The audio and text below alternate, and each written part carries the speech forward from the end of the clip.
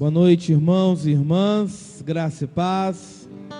Eu quero te convidar a você ficar de pé neste momento e nós começarmos esse culto orando ao Senhor, agradecendo ao Senhor por mais um dia, por mais um culto onde nós vamos aprender da palavra dele, aonde nós vamos adorá-lo com todo o nosso coração, com toda a nossa alma.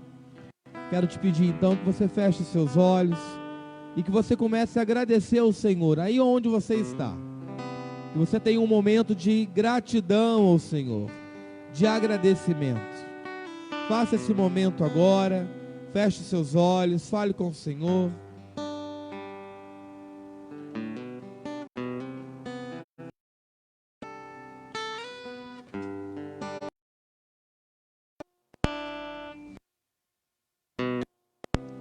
Tenha esse momento com Deus. Agora, fale com o Pai. Agradeça a Ele por mais um culto, por Ele estar presente na sua família, contigo.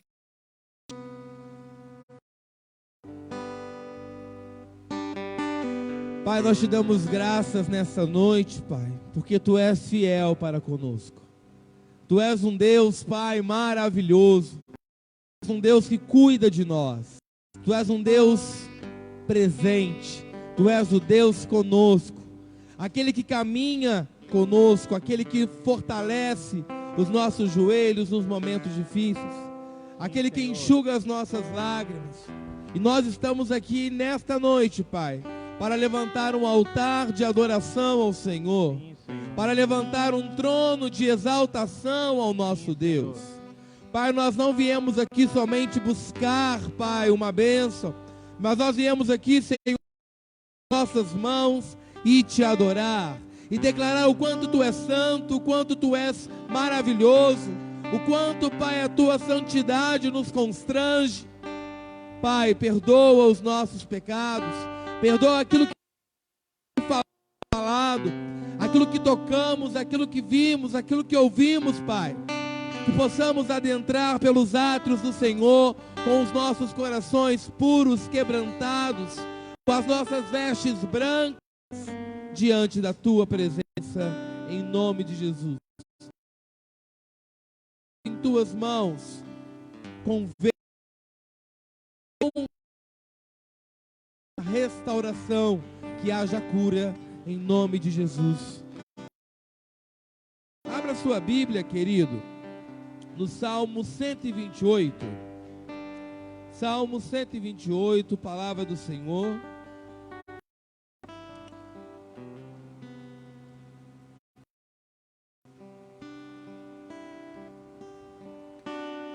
Todos acharam? Amém? Amém ou misericórdia? Amém. Salmo 128 tem como título na minha: Feliz o lar que ama a Deus. Bem-aventurado aquele que teme ao Senhor e busca andar em seus caminhos. Comerás do fruto do teu trabalho, serás feliz, e esposa será como videira frutífera em tua casa. Teus filhos serão como brotos de oliveira ao redor da tua mesa. Eis que como será abençoada a pessoa que teme ao Senhor. Que o Senhor te abençoe desde Sião, para que completes a prosperidade de Jerusalém todos os dias da tua vida. Que alcances a felicidade dos filhos dos teus filhos e vejas a paz sobre Israel. Amém, queridos? Uma casa abençoada é uma casa que tem o Senhor Jesus.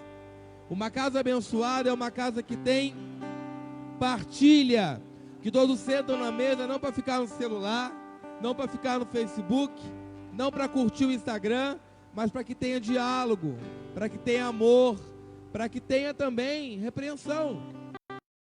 Na mesa que a gente faz isso tudo. Jesus foi chamado de comilão e de beberrão.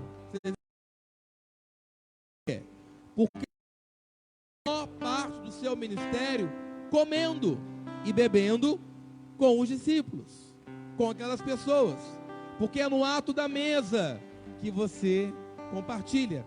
É de barriguinha cheia que você conta os teus sonhos, que você conta os seus problemas e que você recebe a cura. Amém? Que sejamos assim como esse salmista, feliz, bem-aventurado, que possamos buscar andar nos caminhos do Senhor. E dentro da igreja, que a gente seja uma congregação dos santos, um ajudando o outro, um caminhando com o outro. Assim seremos felizes. Que haja paz em Israel. Precisamos orar pela paz de Israel. Antes da paz de Israel, preciso ter na minha casa. E para que haja paz, eu preciso ter o Senhor todos os dias na minha vida. Vamos adorar o Senhor? Amém?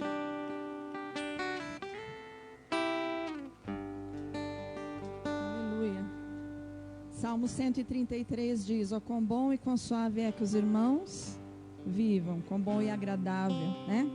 E depois ele termina dizendo: ali o Senhor ordena a bênção. Amém? Então vira para a pessoa que está do teu lado: quer ser abençoado? Vive em união comigo. Não tem jeito. Amém? Então vamos cantar juntos, num clima de amor, para receber a bênção do Senhor nessa noite, na tua vida, na nossa vida, neste lugar. Amém?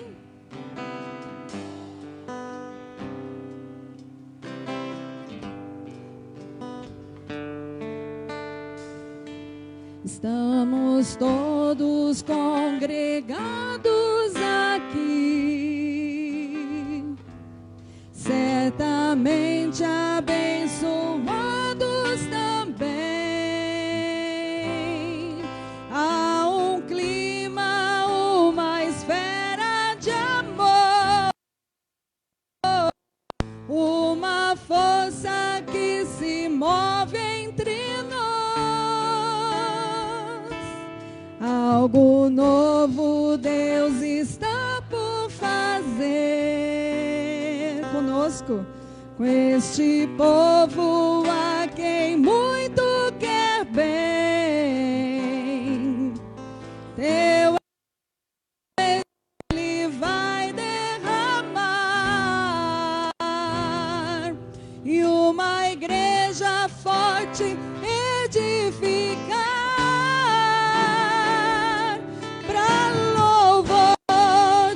Tua glória, vem Senhor, tua história escrever através das nossas vidas. Teu querer desejamos, cumpre em nós. Vem Senhor e reina hoje aqui. Aleluia. Você já imaginou quantas coisas o Senhor pode e quer fazer através das nossas vidas? Quantas pessoas o Senhor quer abençoar? Quantas pessoas vão conhecer o nome do Senhor através das nossas vidas? Através de uma palavra, de um abraço? Você já imaginou isso?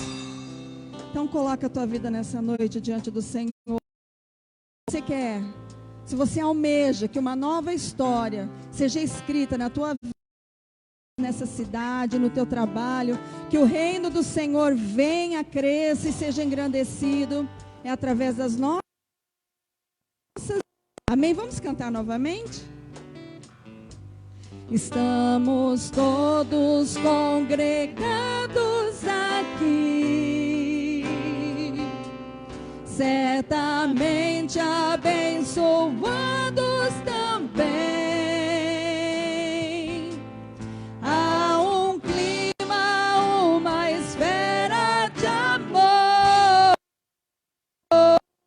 Uma força que se move entre nós. Algo novo Deus está por fazer com este povo a quem muito quer bem. Espírito Ele vai derramar e uma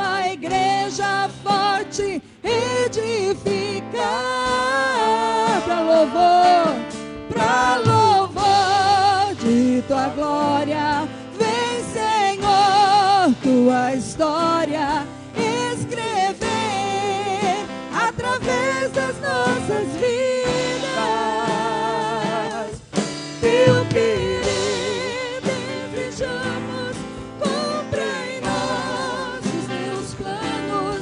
Vem, Senhor, e reina hoje aqui para louvor a igreja. Vem, Senhor, tua história escrever através das nossas vidas. Teu querer desejamos, cumpra em nós os teus planos. Vem, Senhor, vem e reina hoje aqui. Vem, Senhor, vem, Senhor, vem, Senhor, vem, Senhor, e reina hoje aqui. Clame, vem, vem, Senhor, vem, Senhor. Vem, Senhor, e reina hoje aqui.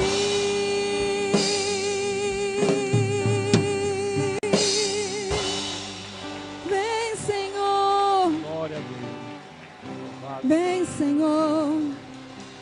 Levanta suas mãos e começa a dizer: vem, Senhor. Vem reinar, Senhor. Vem reinar, Senhor.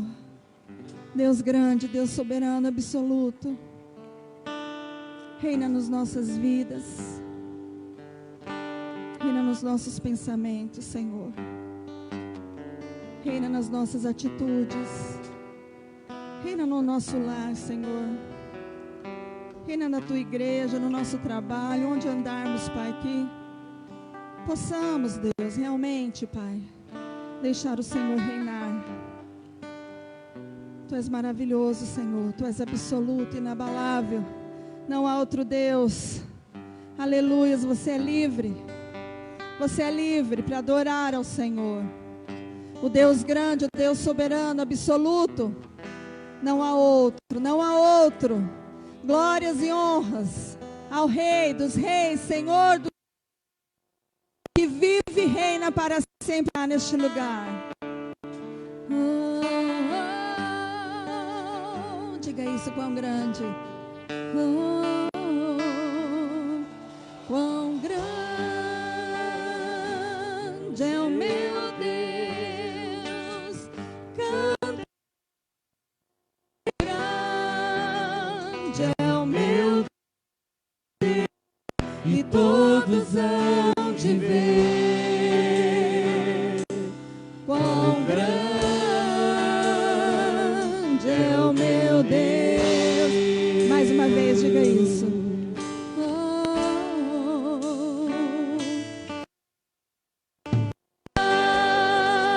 Grande é o meu Deus. Cantarei Quão grande é o meu Deus.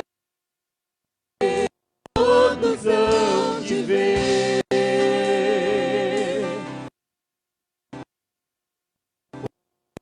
É o meu Deus, com o esplendor de um rei, seja adorado. Com o esplendor de um rei, em majestade e luz, faz a terra se alegrar, faz a terra se alegrar. Ele é a própria luz. E as trevas? Senhor, E as trevas vão fugir. Tremer com sua voz. Tremer com sua voz. Quão grande é o meu Deus.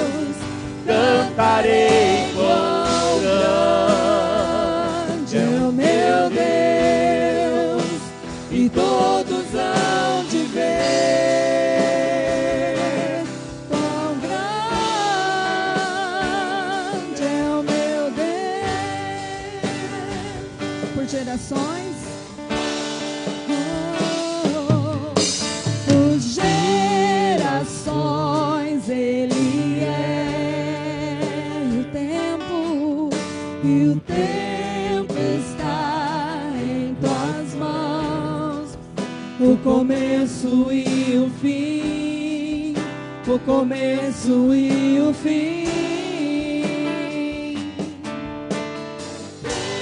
Se formam em um. Filho, Espírito e Pai, Cordeiro e Leão, Cordeiro e Leão. Quão grande é o meu Deus, cantarei quão grande é Deus, e todos hão de ver. Quão grande é o meu Deus, sobre todo nome, diga isso com toda a sua força.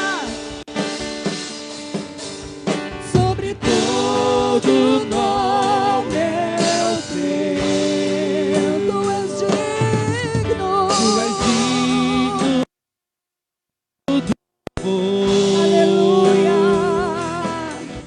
Eu cantarei, Grande, grande, grande. é o meu Deus. Mais uma vez, sobre todo nome.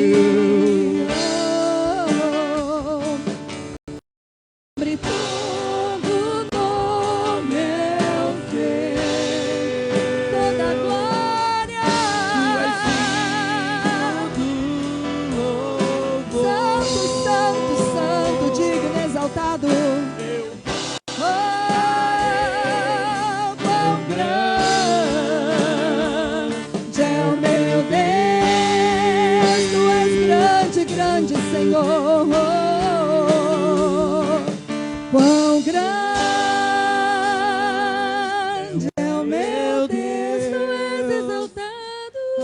Cantarei quão grande. Santo, santo, exaltado e grande, maravilhoso, ao que se assenta no trono. Toda a glória, toda a honra, o domínio.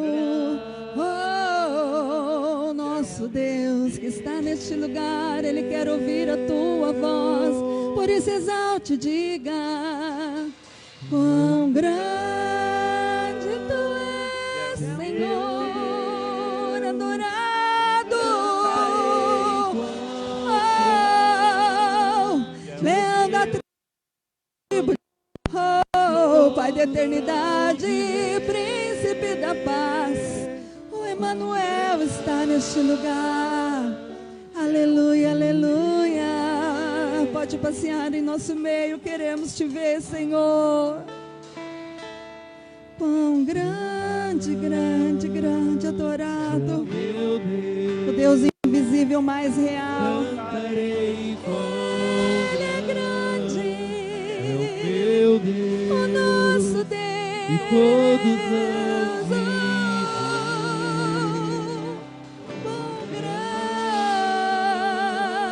grande é o meu Deus, aleluia.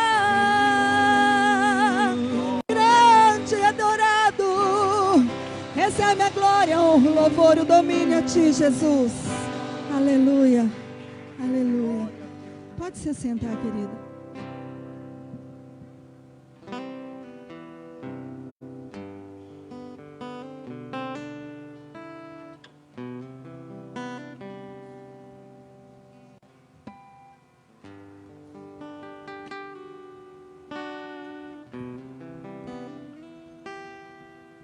Amém, amados? Quão grande é o meu Deus, um Deus tão grande e se importa com cada um de nós, um Deus tão grande, dono de todas as coisas, e nos pede fidelidade. Ele não precisa, a obra dele precisa.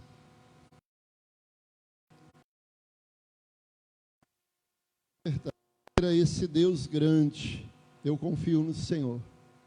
Amém? Porque dizimar é confiança. Se eu não confio, eu não entrego. Amém? Se você trouxe seu dízimo, se você trouxe a sua oferta, ainda não pegou o envelope, levante uma das suas mãos.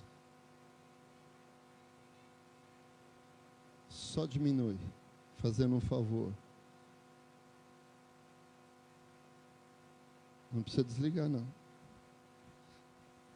Eu cato as folhas. Pega teu envelope nas tuas mãos.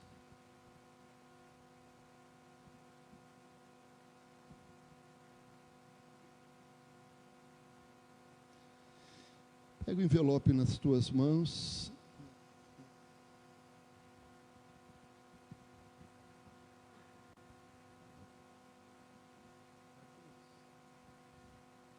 Senhor, muito obrigado por esse momento, por esse instante. Pai, nós confiamos no Senhor. Esse Deus grande. E fazemos agora, Pai, temos agora uma atitude, devolver o nosso dízimo na Tua casa. Como diz a Tua palavra. Ofertamos, primiciamos, porque entendemos que aquele que muitos temos nas nossas ofertas. Muito obrigado por esse momento em que o Senhor nos dá, ó Pai amado, de podermos dizer o quanto, ó Pai, confiamos no Senhor. Que o Senhor esteja abençoando cada dizimista. Ó Pai, que as pessoas, que o mundo veja a diferença do dizimista, do ofertante. Que o Senhor faça cumprir a Tua palavra, abrindo as janelas dos céus e derramando Tuas bênçãos. Muito obrigado por esse momento, em nome de Jesus. Amém. Pode trazer seu dízimo, a sua oferta. Marcos. Obrigado.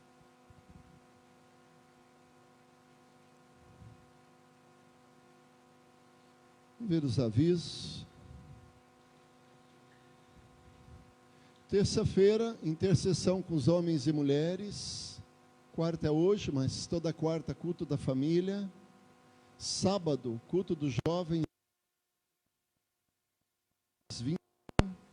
Igual a ti, né? Tomando ali o número 2020, 2020. Deus deu uma direção para o Carlinhos fazer o acampamento igual a ti. Amém? E o desejo do nosso coração é que nós venhamos gerar jovens iguais a Deus. Amém? Iguais a Cristo. Amém? Eu queria motivar, nós estamos chegando nos últimos dias. Então, se você ainda não fez inscrição, né, se o seu filho ainda não fez, né, faça, para que realmente possamos gerar esta geração, amém, de jovens iguais a ti. Domingo, culto de celebração ao Senhor, 19h30. Todos os dias a igreja está aberta. E aí você pergunta para o irmão que está do seu lado, você vem? Amém? Eu queria te convidar, eu queria te motivar a estar vindo orando. Sabe, amados, o testemunho que nós temos de pessoas que têm vindo orar cedo é muito bonito. Um dia ainda vou chamar alguns aqui para estarem dando testemunho do que fez Deus na vida deles. Porque a verdade, a palavra de Deus diz que Deus realmente ajuda quem cedo madruga, né? É um ditado popular, mas se você for ler a Bíblia, tem uma base bíblica, né? Que Deus está presente, que Deus abençoa, invocam o seu nome, amém? Então nós precisamos realmente ter esse compromisso com Deus, amém? Traga alimentos para o fundo Dorcas. Jesus ensinou e Lucas retrata isso, lá em Atos, ele diz assim: mais bem-aventurado é dar do que receber, amém? Um dia, durante alguns meses, eu precisei de cesta básica, eu tive um período muito difícil na minha vida, e eu acho que todo mundo passa um momento desse, e eu louvo e agradeço pela igreja que pôde estender sua mão para mim, amém? Então, se você puder, abençoe o fundo Docas trazendo alimentos. Amém? Visitantes, tem algum visitante? Hoje, tem alguém que nos visita? Amém? Mais algum? As crianças, se quiserem ficar comigo. Se não quiserem, a aulinha. Tem professora? Tem, né? Então as crianças, aí a Andréia está lá.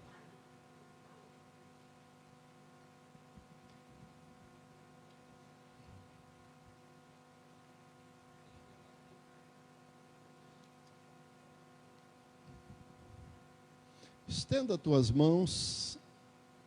Senhor, nós colocamos cada pedido de oração, cada nome que aqui está.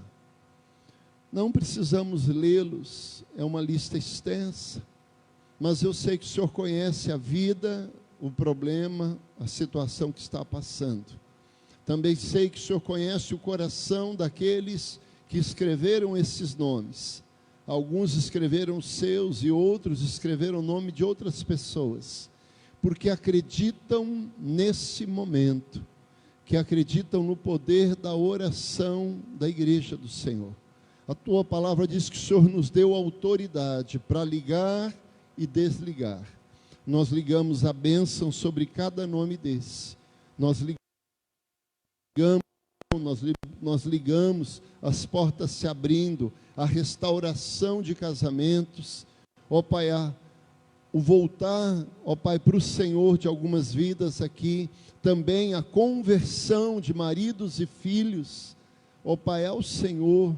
Ó Pai, de esposas, enfim, que o Senhor opere milagres, ó Pai, em cada uma dessas vidas, e acima de uma bênção que estão buscando, aqueles que ainda não te conhecem, possam vir a conhecer de Jesus. Amém, amados? Abra comigo em 2 Samuel, capítulo 6. Eu acredito que essa semana vai ser sobre a arca. A pastora estava ministrando e Deus começou a dar uma palavra no meu coração com relação a esse momento em que Davi vive. Amém? Tenho certeza que Deus vai trazer algo novo. 2 Samuel capítulo 6. Eu quero ler apenas alguns versículos para nós entendermos o que Deus quer ministrar no nosso coração. Versículo 5: E Davi e toda a casa de Israel alegravam-se perante o Senhor com toda sorte de instrumentos de madeira e de faia, com harpas, com saltérios, com tamboris, com pandeiros e com símbolos. Versículo 7: Então o Senhor se acendeu contra Uzá, e Deus o feriu ali por sua imprudência, ali junto à arca de Deus. E não quis, versículo 10, Davi retirar para si a arca do Senhor para a cidade de Davi. Mas Davi a fez levar à casa de Obed-edom. Versículo 12: Então avisaram a Davi, dizendo: Abençoou o Senhor a casa de Obed-edom e tudo quanto tem, por amor da arca de Deus. Feche os seus olhos, coloca a tua mão na Bíblia, a outra no seu coração. Senhor, muito, muito obrigado pela tua palavra. Eu sei que ela é viva, ela é mais cortante que espada de dois gumes, ela penetra e ela separa a alma, Pai, do nosso espírito.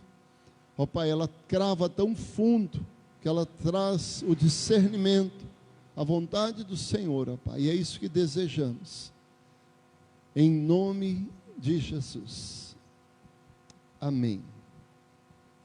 Amados, lendo esses textos, uma coisa me chama a atenção.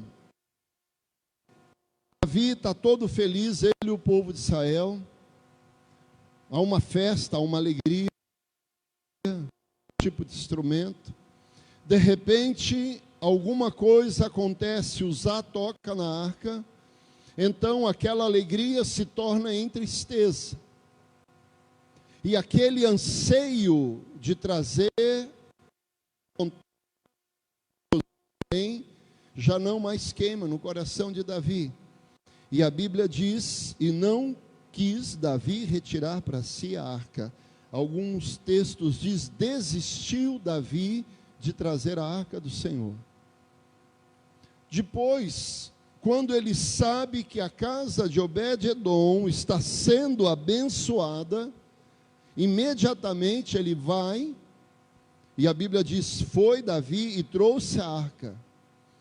Quando lemos esses textos assim, eu vou falar o que eu senti.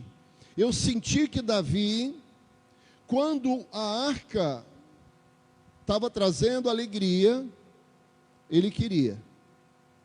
Depois que a arca trouxe morte, ele não quer mais. Ele não quer mais.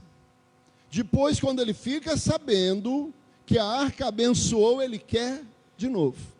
Foi dessa forma que eu vi.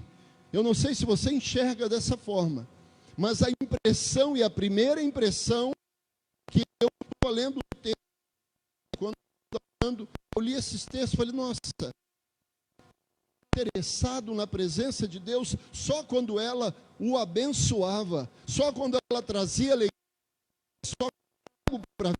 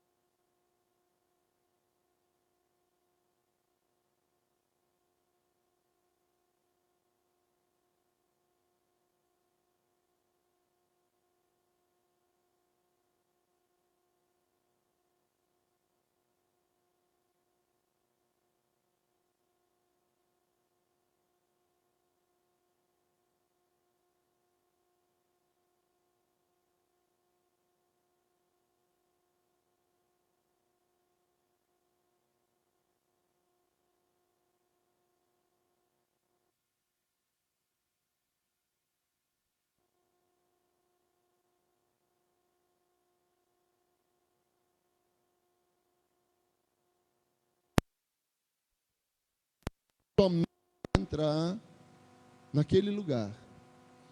E eles não faziam, Abinadab não fazia parte nem da tribo de Arão, nem era levita.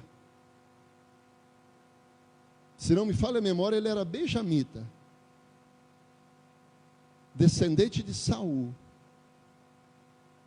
Nem da tribo de Levi eles eram. Mas é interessante, amados, lá em 1 Samuel diz que a arca ficou 20 anos na casa dele. Tanto tempo ali, e depois, segundo alguns estudiosos, no tempo de Saul ainda continuou lá. Então são mais 40 anos, em torno de 60 anos mais ou menos, fica a arca ali. E com todo esse tempo, ele não se inteira, ele não procura saber de que jeito ele precisa se comportar mediante a arca de Deus. Porque ela não era Deus. Mas Deus descia ali, naquele lugar, e Deus falava com os sacerdotes através daquele lugar. Então, de certa forma, era algo especial. E ele tinha que saber como lidar com aquela peça. Não era uma peça qualquer. Deus mandou fazê-la, e Deus manda fazer segundo o modelo do céu. Se você for ler, foi feito segundo o modelo dos céus, assim como o santuário. Havia um modelo lá no céu e foi feito uma réplica. Então era algo especial. 60 anos, esse homem não tinha 60 anos, mas ele teve tempo suficiente para procurar um levita e dizer: como eu trato a arca de Deus, como eu trato quando Deus desce, quando Deus fala, quando Deus age.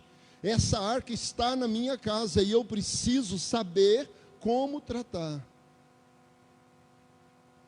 De que forma, de que maneira eu preciso agir. Porque não é de qualquer jeito. Quando Deus fuzila ele, quando Deus traz a morte sobre a vida dele, ele passou dos limites. Ele não deveria ter tocado. Antes ele tivesse deixado a arca cair. Se a arca é de Deus, Deus que cuide dela. Se Deus permitiu que ela caísse, era para cair. Parece que a intenção de usar é boa. Talvez ele até soubesse que não poderia tocar. E tocou e teve o preço.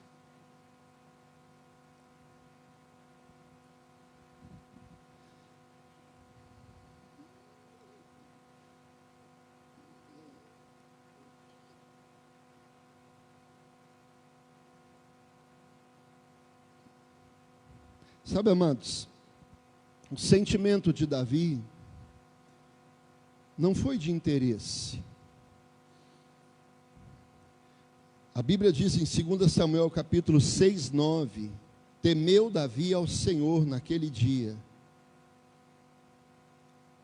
O sentimento dele, quando ele vê aquela situação, quando ele vê aquilo acontecendo com Uzá, há temor no coração dele. Deixa eu te falar o que é temor: sentimento de respeito, reverência e submissão. Davi tem reverência, ele tem submissão, e ele sabe que Deus visita o seu povo através daquela arca. Ele sabe da importância daquele objeto, ele sabe o que Deus fez já para o povo de Israel através daquele objeto. E ele tem temor. Por isso, durante um período, ele não quer a arca de Deus ali em Jerusalém. Ele teve temor. É interessante o que diz Hebreus capítulo 12, 28 e 29. Uma vez que recebemos um reino inabalável, sejamos gratos e agrademos a Deus, adorando com reverência e santo temor, porque o nosso Deus é fogo consumidor. Eu vou ler de novo para você entender. Uma vez que recebemos um reino inabalável, sejamos gratos e agrademos a Deus, adorando-o com reverência e santo temor, porque o nosso Deus é fogo consumidor. O autor de Hebreus está dizendo assim, olha, nós recebemos um reino inabalável, e o que nós temos que fazer é adorar esse Deus. Mas presta atenção, nós precisamos de reverência e um santo temor, porque Ele é fogo consumidor. Deus não é só amor, Deus não é só bondade, Deus não é só dádiva. Deus é justo. E às vezes nós brincamos com Deus. Nós levamos a obra de qualquer jeito. Amados, há quantos anos estamos motivando as pessoas a fazerem leitura bíblica? Quantos anos estamos motivando? Eu vou falar para os irmãos, no mínimo uns 15, 20 anos. Na época do Carlos Zani, ele já motivava a leitura bíblica. E eu fico espantado quando eu escuto que cristão não lê Bíblia. Eu fico espantado.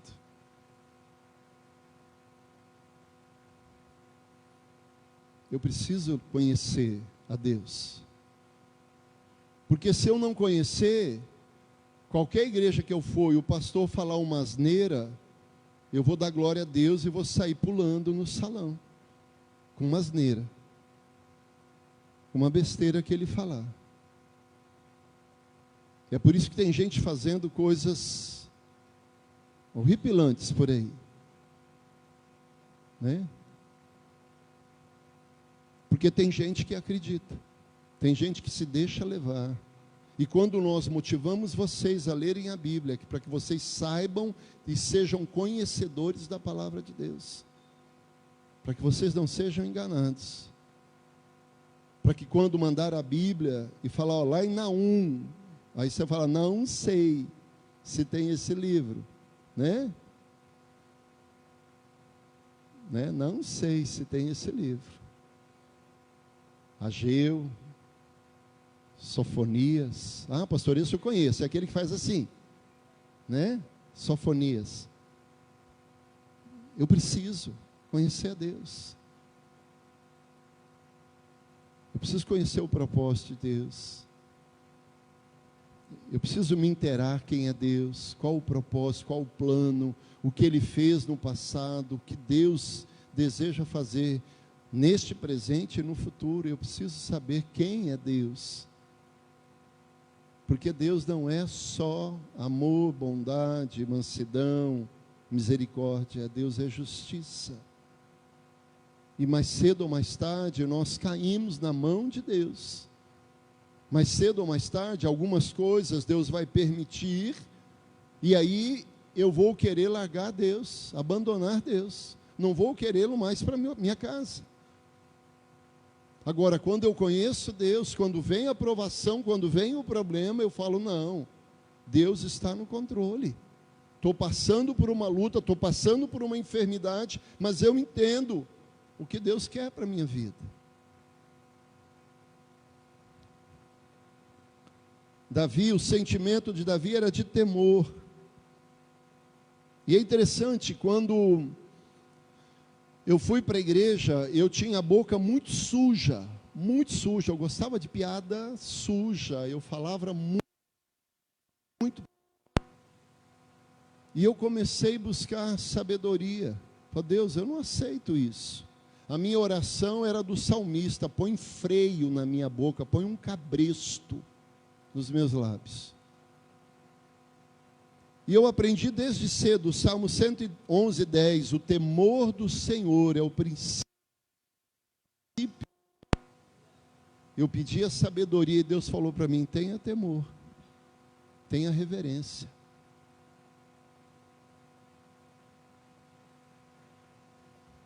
Davi tinha temor de Deus. Sabe o que é maravilhoso? Esses 3 meses, para ele, foi de analisar, foi de perguntar para si mesmo, e talvez até perguntar para algum levita, aonde eu errei?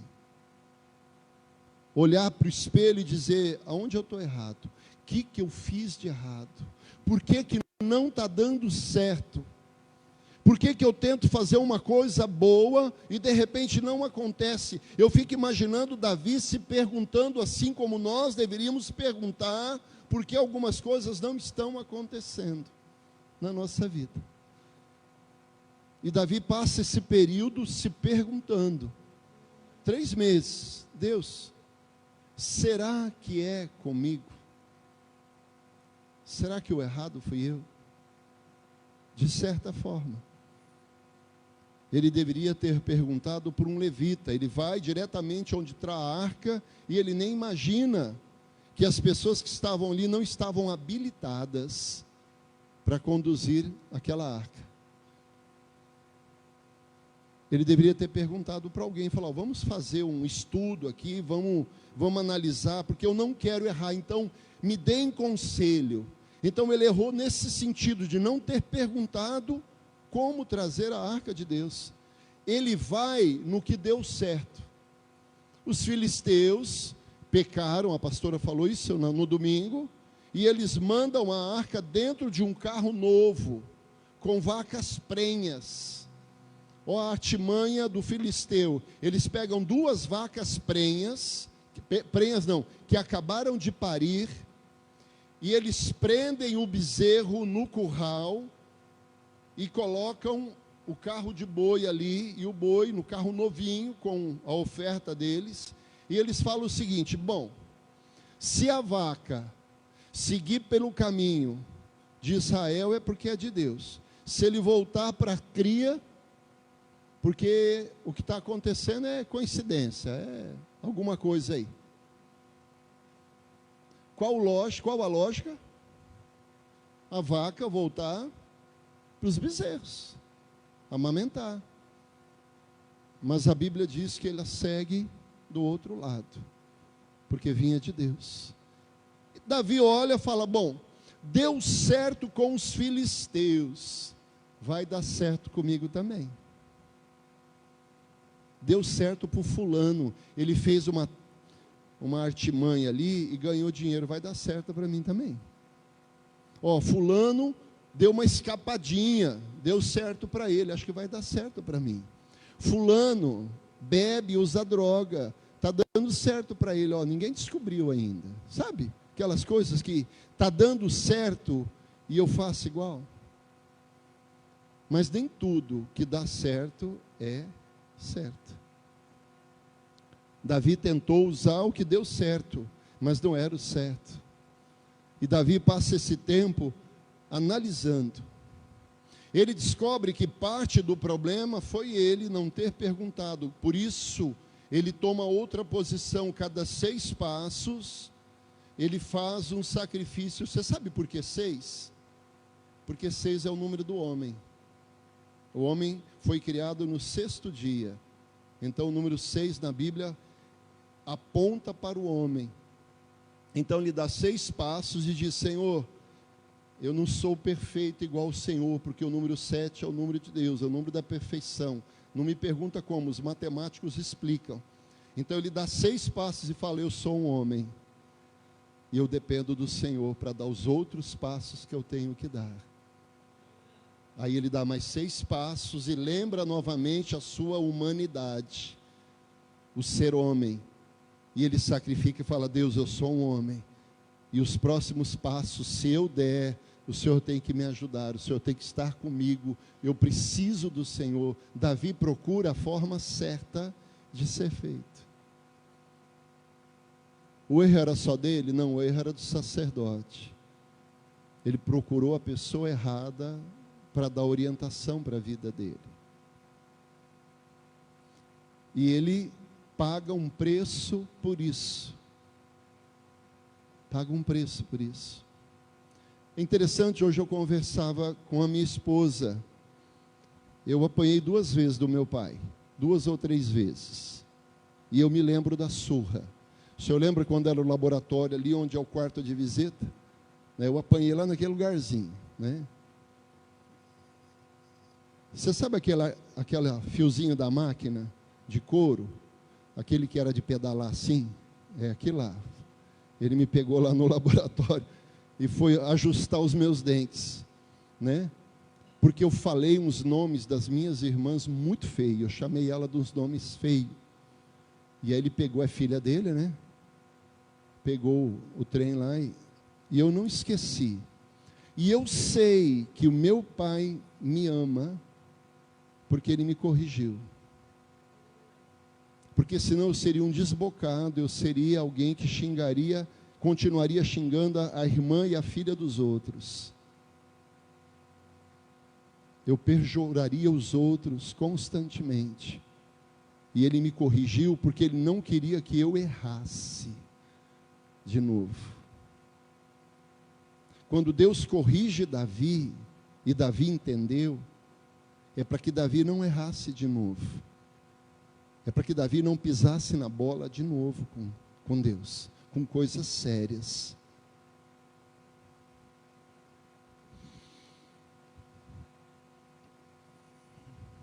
É interessante, no versículo 8, Davi diz assim: contristou-se porque o Senhor abrira rotura em Uzá, e chamou aquele lugar Pérez Uzá, até o dia de hoje. A princípio eu achei que Davi tivesse colocado um nome, Pérez Uzá, porque foi ali que Uzá morreu. Mas a palavra Pérez é brecha, rompimento, ruptura, aquele que surge. Pérez, no dicionário nosso, é uma palavra derivada de per, que significa um de cada vez, cada um isoladamente. E é interessante, esse nome faz claras alusões às necessidades que a vida tem de ser constantemente inovada a partir de ousadia e dos improvisos, de modo que ela não caia em repetição automática. Essa palavra, o sentido dela é justamente isso. Ela vai inovando, ela vai dando ao ser humano a condição de inovar para não cair em erros constantes. Por isso, ele coloca Pérez Uzá, eu não quero errar de novo, eu não quero fazer isso de novo. Amados, como seria bom se nós entendêssemos isso, em todos os sentidos da nossa vida profissional, como filhos, como esposo, esposa, como cristãos, como seria bom se nós entendermos que Deus coloca situações na nossa vida para que a gente aprenda a não cair em erros de novo. E é interessante, a Bíblia diz assim, e eu considero a vida um quarteirão, fez buraco, Provérbios diz, caia nele. Por isso que eu falo que a vida é um quarteirão. Fez um buraco, você dá uma volta e cai no buraco que você fez. Fez outro buraco, dá uma volta, você cai no buraco que você fez. Comprou numa loja, você dá a volta no quarteirão, você já não passa naquela loja, você vai passar em outra. E aí você comprou na outra loja, também não pagou, então você não vai passar mais naquele quarteirão, você vai passar em outro. Daqui a pouco você não pode nem andar na cidade. Ou tem que fazer plástica, colocar peruca. Fez um buraco, caia nele. Mas Deus nos leva a entender que Pérez não é ruim.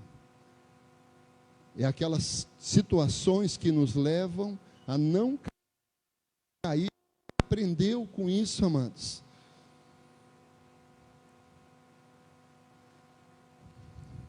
Estou terminando. Davi aprende com seus erros. Quantas vezes adulterou Davi? Quantas? Uma. Quantas vezes ele mandou matar o marido de uma pessoa? Uma só. Quantas vezes ele quis trazer a arca de qualquer jeito? Uma só. Por isso esse homem é chamado o homem segundo o coração de Deus.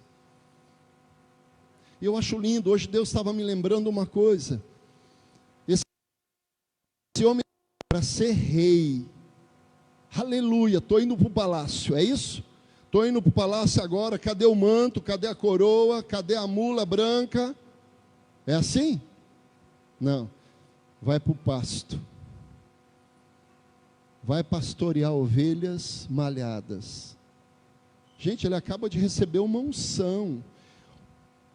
O juiz, o presidente da república, o maior profeta de Israel, esteve na casa dele, deitou óleo na cabeça dele, e todo mundo sabia o que isso representava, porque haviam visto Saul ser ungido, e agora ele, todo mundo sabia o que acontecia naquela casa.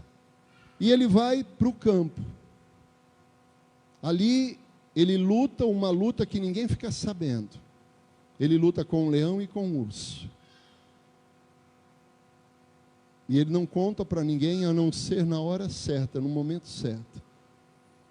Ele só conta essa façanha que Deus deu para ele, quando ele está por alcançar outro objetivo, porque lá Deus trabalhou com ele e ensinou ele a vencer problemas e dificuldades.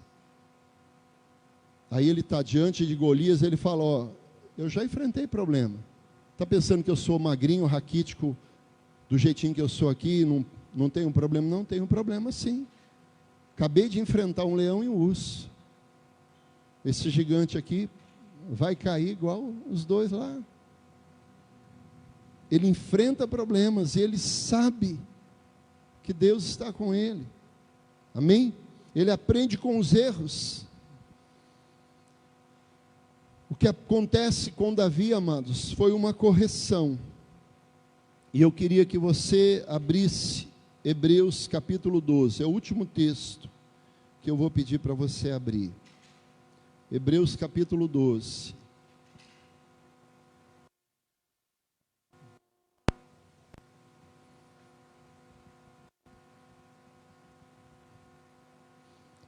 Hebreus 12.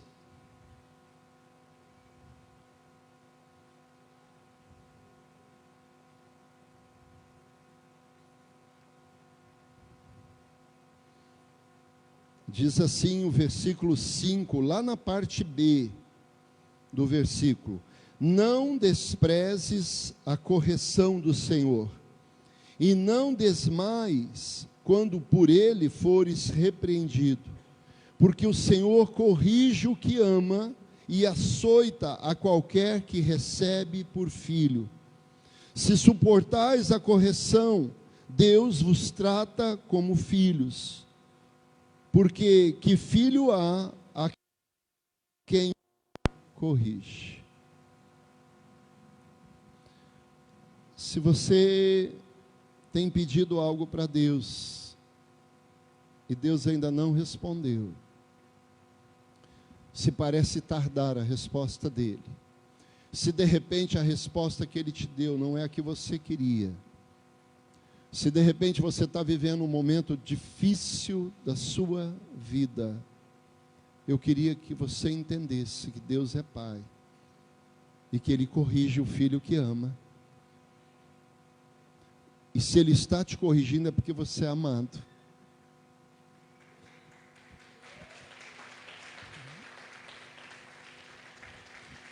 Eu nunca senti raiva do meu pai e da minha mãe pelas correções. E ó que a baianinha batia, hein? Né, pai? A baianinha batia forte colocado, né? Um dia assim, o outro também.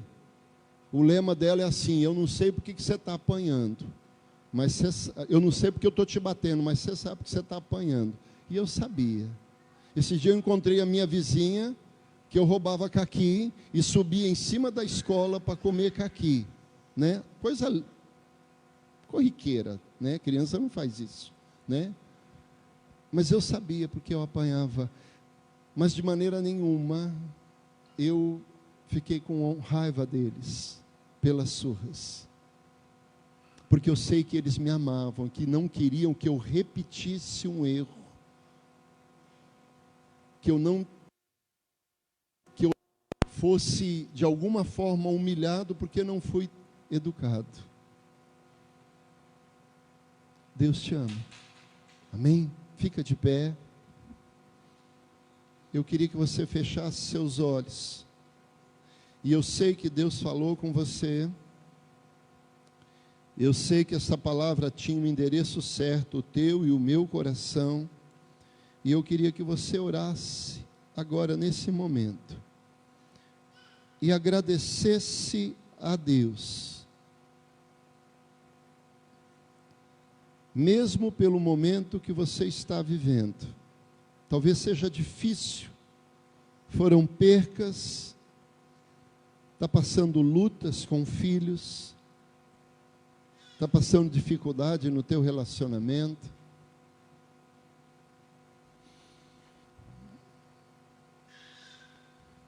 Mas Deus está no controle.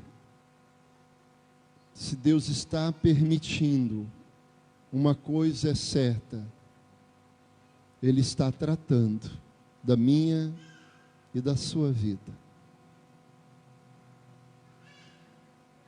Só não dispense a arca.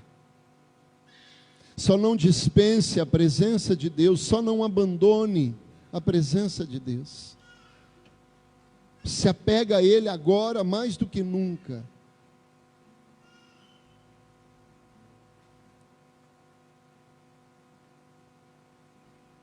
Se apegue a Ele. Talvez a culpa não seja sua da situação que você está vivendo. Talvez más companhias, do esposo, da esposa. Talvez alguém querendo te derrubar no trabalho.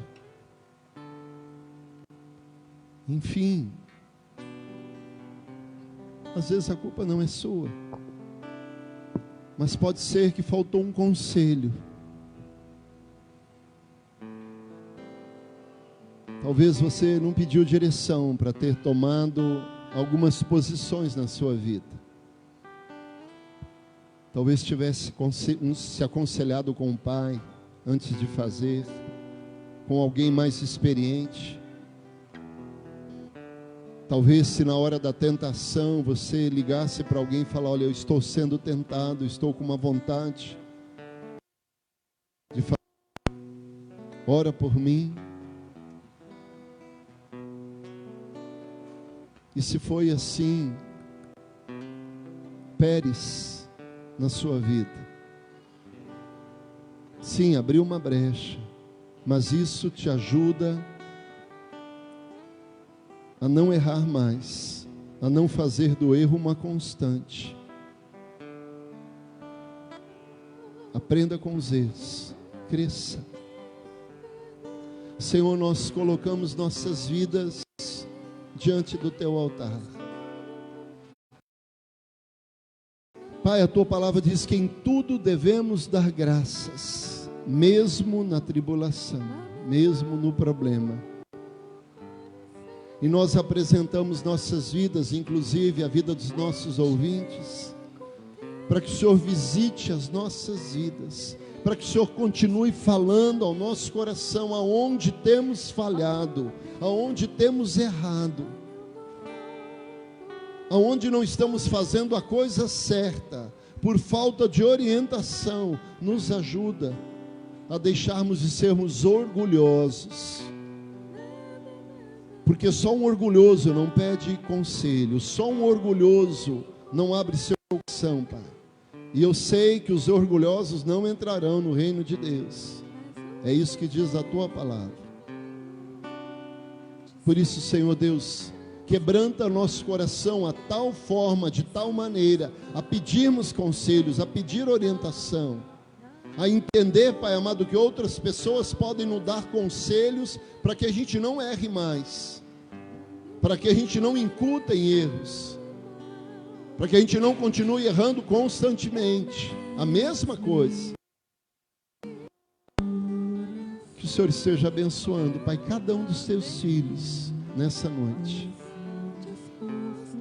Que que o grande amor do Senhor envolva cada coração, que esta graça maravilhosa de Cristo Jesus possa, Pai amado, tomar nossas vidas e nos fazer entender que é graça, não é cumprimento de lei, não é querer ser santo, mas é graça, é saber que erramos e precisamos do Senhor. Por isso que o Teu Espírito Santo, Consolador, nos console e nos direcione a toda a Tua verdade. Fica com toda a Tua igreja, fica com cada lar, com cada família, em o nome do Senhor Jesus. Preciso tanto do Teu perdão, dá-me um novo coração.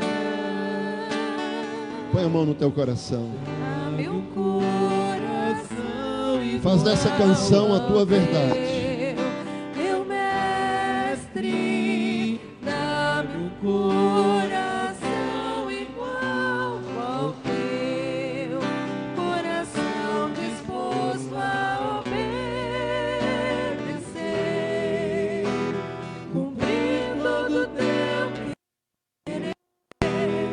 Dá-me um coração igual ao teu. Ensina-me a amar, ensina-me a amar o meu irmão, a olhar com teus olhos, perdoar com teu perdão, enche-me com teu Espírito, endireita os meus caminhos.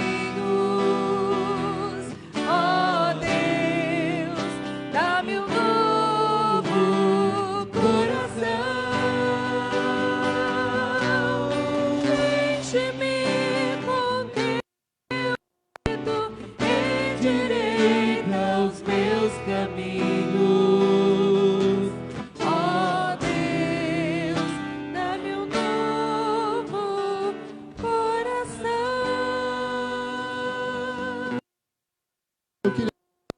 Se algum pastor quiser vir também, se você tem algum pedido de oração, se você tem alguma situação por resolver e quer uma oração, amém?